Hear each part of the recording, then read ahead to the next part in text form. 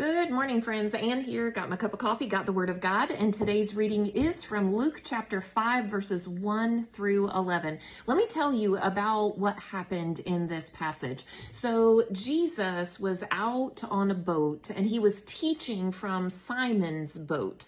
And he was teaching this mass crowd of people. And then after a while, after he had been teaching for a while, he asked Simon to bring his boat out a little bit deeper in the lake and put his nets down. Now, Simon was a professional fisherman.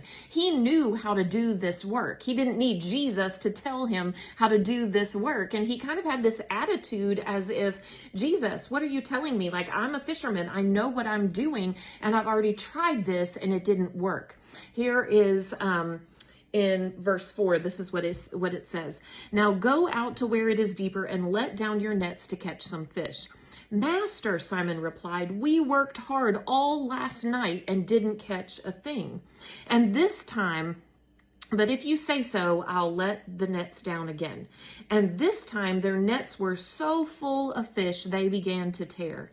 A shout for help brought their partners in the other boat, and soon both boats were filled with fish and on the verge of sinking. What happened was Simon was just convinced that nothing else could be done. Like last night, they had made every effort that they could make. They had done everything that they knew how to do. They were at the end of their own expertise. And yet Jesus came and told them to fish again.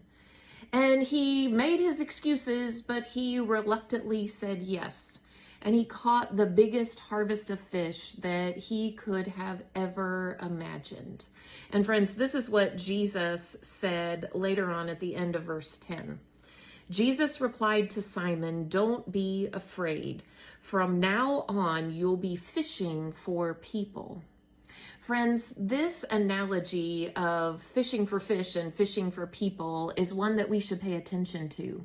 Because what it looks like to fish for people is to have faith conversations so that others will be brought to an understanding of who Jesus is, that he loves them, that he sees them, that he knows them.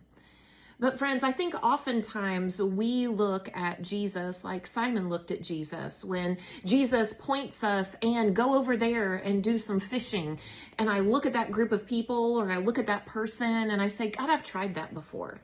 God, I know what I'm doing. I know that person and I've tried that before. It's not going to work. And many times I, and maybe you too, ignore that voice of God telling us to cast our net.